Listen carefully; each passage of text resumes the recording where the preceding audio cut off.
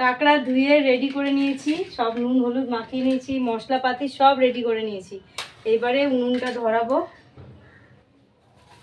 কাগজটা নিয়ে নিতে, কাগজ দিয়ে ধরো, কাগজ দিয়ে আমি ধরে যাবে এক্ষুনি, দেখো না এইগুলো খুব ভালো জলে।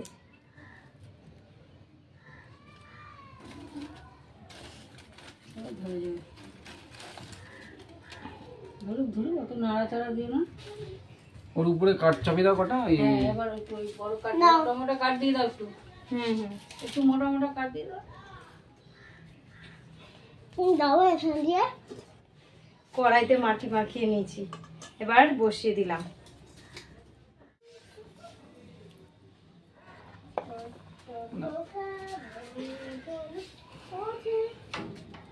কড়াইতে এবার পরিমাণ মতো তেল দিয়ে দিলাম। বাবা ধোয়া উঠছে।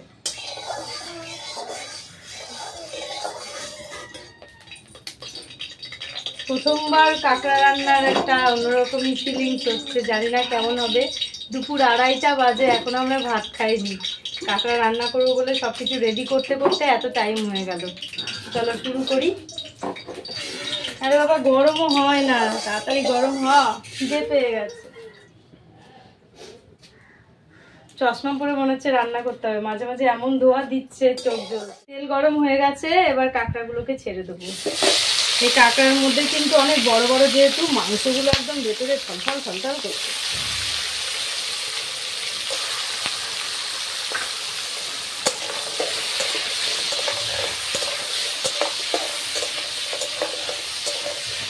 বাবা এতক্ষণ জ্বলছিল না, এখন এমন জ্বলছে হাতে তাপ লাগছে।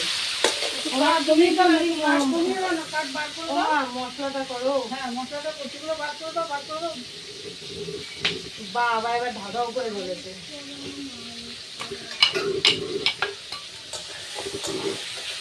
বাবা হাতের সাথে এইটা এদিকে বেশি চলছে তো, ওই জন্য ছাকা লাগছে বেশি। মা একটু মাঝে মাঝে মুখে বোঝা দিচ্ছে।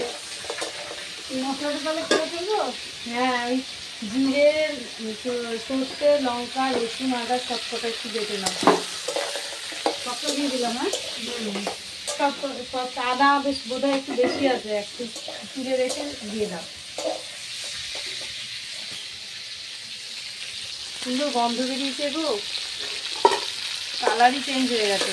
ও এইগুলো দেখতে বেশি ভালো লাগছে।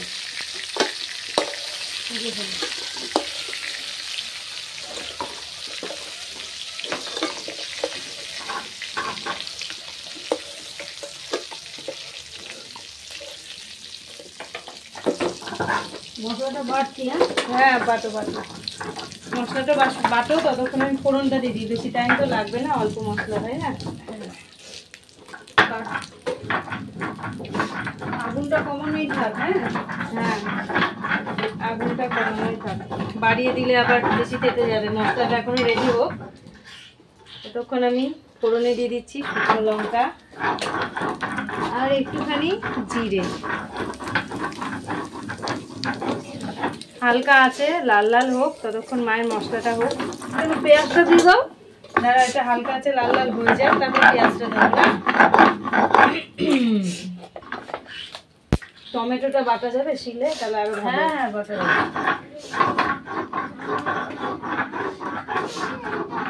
ফোড়নটা লাল লাল হয়ে গেছে, এবারে আমি পেঁয়াজটা দিয়ে দেবো।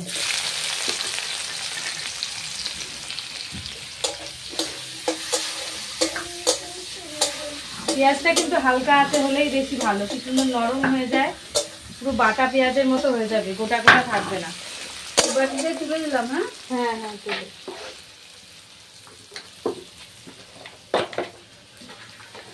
কখন রান্না হবে আর কখন খাবো? এই দেখো পোটলার মধ্যে নুন চিনি, কেন বলো তো? সেই ভাইফোঁটার দিনে মাংসর ছোঁয়া চাইতো, যেহেতু মা মাংস পেঁয়াজ রসুন খায় না, তার জন্য এই পোটলাগুলো করে ওই কৌটোটার মধ্যে রেখে দিয়েছিলাম। তো ওইগুলোই আমরা এখন ব্যবহার করবো, কেননা পেঁয়াজের তরকারি হচ্ছে। একটু নুন ছড়িয়ে দিই, তাহলে তাড়াতাড়ি পেঁয়াজটা গলবে। লঙ্কাগুলো সব দিয়ে দেবো দেখে নি। হ্যাঁ দিয়ে দাও, ঝাল ঝাল না হলে ভালো লাগে বলো? একটু কমিয়ে দেবো। না দাও দাও, ঝাল ঝাল না হলে কাঁকড়াটা ভালো লাগবে না।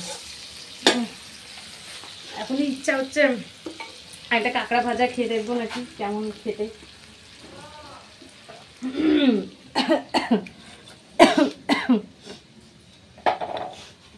বাটো বাটো কাই কাই হবে তরকারিটা, তাহলে কালারটাও লাল। এই প্রথম বাটছি। দেখো পেঁয়াজগুলো কত সুন্দর একদম নরম হয়ে গেছে, গলে গেছে। এবার এর মধ্যে মশলাগুলো দিয়ে দেবো। মা সব মশলাটা কত সুন্দর করে দিয়েছে। আদা জিরে সর্ষে বাটা, লঙ্কা বাটা আর টমেটো বাটা সব আলাদা আলাদা করে রেখেছিল। খুব ভালো হয়েছে, মশলা বাটাটা একদম পুরো মিহি হয়েছে। মশলা বাটা জলটা কিন্তু দিয়ে দেবে, নাহলে কিন্তু তরকারিতে স্বাদ হবে না। হ্যাঁ ঠিক আছে, দাও মশলা বাটা জলগুলো ধুয়ে ধুয়ে দাও। এবার আমি একটুখানি হলুদ দিয়ে দিই। নাড়ুক একটুখানি, আমি হলুদ দিই। আর বন্ধুরা, তোমাদের যদি আমার এই সংসারের ভিডিও, মানে দেবযানীর সংসারের ভিডিও যদি ভালো লাগে, আমি অতটা ভালো বানাতে পারিও না, যতটুকু কাজ বাজ সংসারে ছেড়ে টাইম পাই তার মধ্যে তোমাদের জন্য একটুখানি ছোট্ট করে একটা করে ভিডিও বানানোর চেষ্টা করি। যদি ভালো লাগে চ্যানেলটাকে সাবস্ক্রাইব করে আমাদের পাশে থেকো। আর কেমন হচ্ছে, ভালো হচ্ছে খারাপ হচ্ছে, যেমনই হচ্ছে একটা কমেন্ট করে জানিও। কমেন্ট করে জানালে খুব খুশি হব। না আমি জাল দিয়ে দিচ্ছি, তুমি রান্না করো। আমাদের উনান যায় বারবার নিব্বা, সব গ্যাসে করার লোক এখন কাঠে করছে, একটু উনান তো বারবার নিব্বা যাবে। ওরে বাবারে, এখন জ্বলছে একদম গ্যাসের থেকেও বেশি।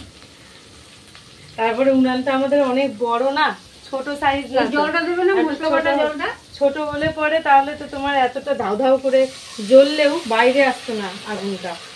না হাওয়া দিচ্ছে খুব, ওই জন্য।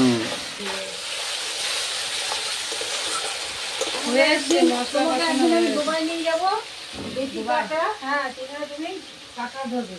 ওরে বাবা, হ্যাঁ কাঁকড়া ধরবো? হ্যাঁ, হাত খেয়ে নেবে তো? না না, ওরে বাবারে, হাত দিয়ে ধরবে নাকি তুমি?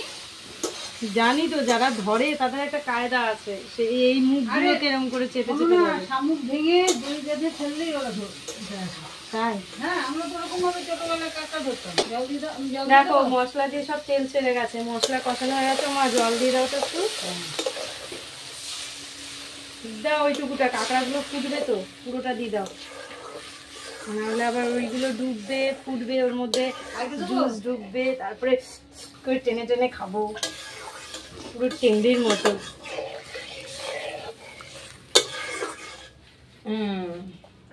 এইবারে কাঁকড়াগুলোকে ছেড়ে দিই। কোথায় ছাড়বে? জলে ছেড়ে দেবে? তাই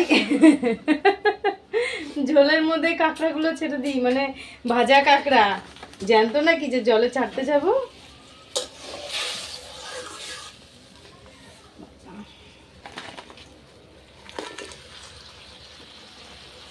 কাঁকড়ার মধ্যে ডিম থাকে, আমি কিন্তু এই কাঁকড়াগুলোর মধ্যে ডিম দেখলাম না, জানো। সব কাঁকড়া থাকে না, যখন ডিম হওয়ার হবে তখন হবে না। তার মানে বর্ষাকালে হয়, বর্ষাকালে যেমন মাছের ডিম হয় মাছের সব পেটে। সময় তো আর ডিম হবে না। কাশ্মীরি মির্চও দিই না, লঙ্কার গুঁড়োও দিই না, গরম মশলাও খেতে চায় না। আমার আবার একটু গরম মশলা দিলে তরকারি মরকারি টেস্ট লাগে।